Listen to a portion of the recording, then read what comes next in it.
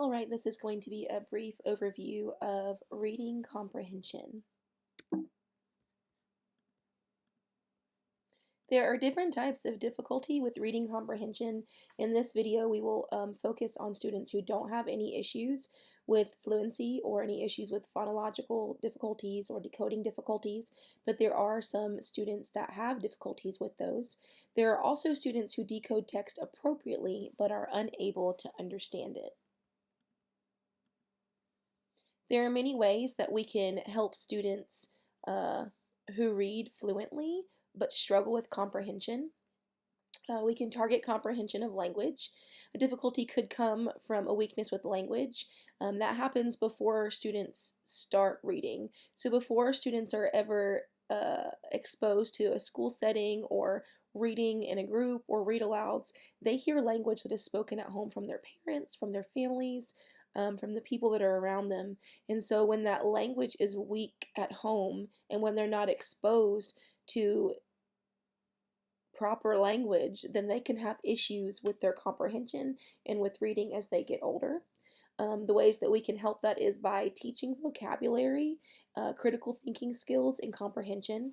In teaching new vocabulary, it's good to teach words through things like photographs and illustrations. That helps grab the students' attention.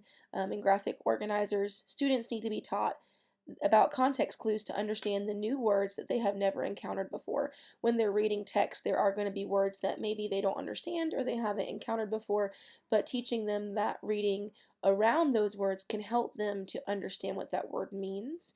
When I'm teaching my first graders, I make sure that prior to reading our text that's in our curriculum, I go over our new vocabulary and high frequency words with them daily that is going to be introduced in those texts so that they can understand before we even start reading and that they're going to be able to comprehend what's put in front of them. Teaching thinking strategies. Students who have trouble with critical thinking and attention when reading, it leads to comprehension issues. Teachers can help by doing the following: discussing prior knowledge, asking and thinking of questions while reading, connecting what they are reading to another text or real life event, visualizing what they are reading, looking at keywords, and rereading for understanding and thinking aloud. Modeling strategies for students. That's one of the reasons that oral read alouds, are so important no matter what grade they are, but especially in grades K through 3.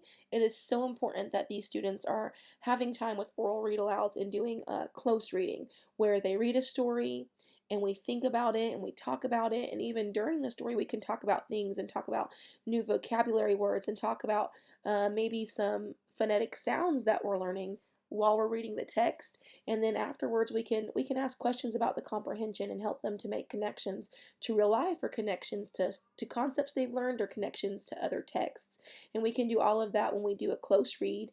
Again, that's we're going to read the text and then we reread it and then we do some work after helping them to understand and have comprehension.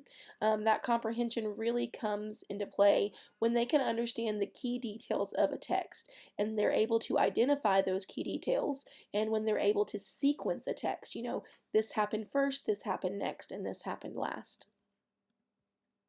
So, how we can help students with comprehension. We can use reciprocal teaching and working in pairs. That's something that I do a lot in my classroom. One student can ask questions about the text in the lesson, and one should summarize details from each selection. The clarifier answers questions that are asked, and the predictor predicts about what may happen in a text. So, stopping right there, let's talk about making predictions for text. I always make sure that my students have a time to make predictions about what they think the text is going to be about.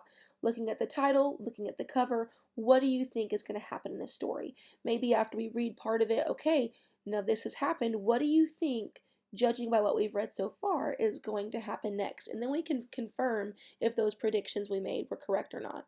Students should be taught skills directly, like sequencing, story structure, using graphic organizers, making inferences, and drawing conclusions.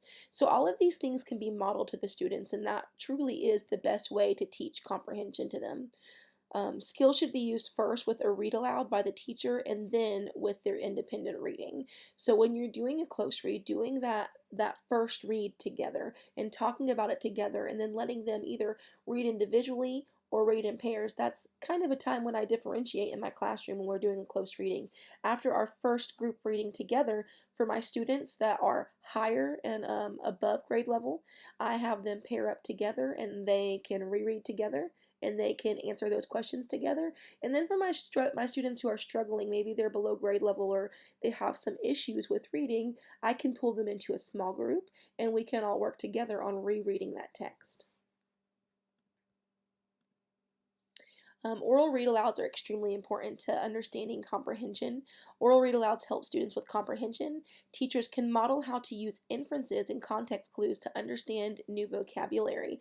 Teachers can model how to pose questions and make predictions. So while doing this presentation, what I have in mind is my group of first graders. So maybe you're teaching a group that's higher than that, but in my mind, I'm thinking about how we model fluency for them and how we model an appropriate rate to read at and how we can model thinking critically once we read, taking that information that we've just gained and asking ourselves questions. So what just happened there? What is the author trying to show us? Understanding even, what the author is trying to tell us. Checking for understanding and comprehension. Researchers believe that intentionally putting errors in a text is a great way to check for comprehension. Examples are made up nonsense words, scrambling the words in a sentence, and inserting two conflicting pieces of information. Researchers believe that if readers can detect those errors, it shows that they were engaged in comprehension. So maybe they detected that error, and what they did was they went and reread it, or they went and they used the context clues to try and figure out what's going on and what's supposed to be in that text. But when we intentionally put those errors, it grabs their attention if they're reading and they're reading for comprehension.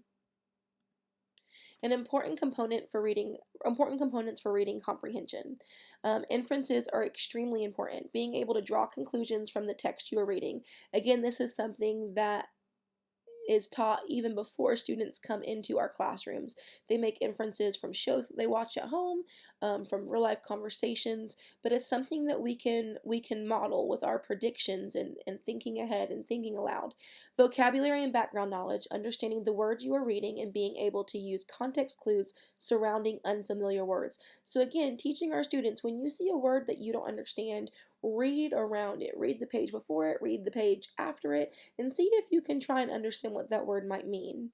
Grammar and cohesive ties, understanding the sentence structure, that goes right back into the text structure, understanding the structure of the text, which can help with inferences, understanding pronouns, understanding what the author's trying to relay, and comprehension monitoring, which is allowing the reader to know when comprehension has failed, like noticing a word that you don't understand.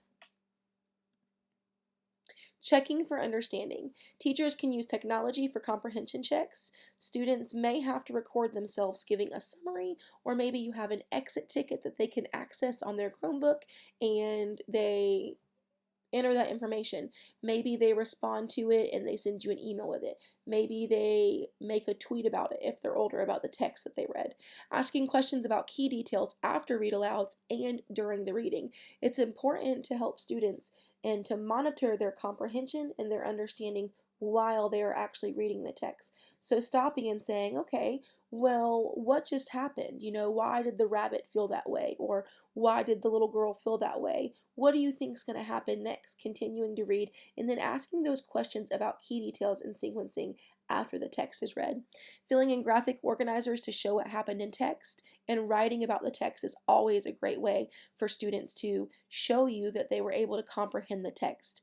Students can also draw about a text. They can draw a picture. Some of my students struggle with being able to encode because they're in first grade, so their writing is still difficult.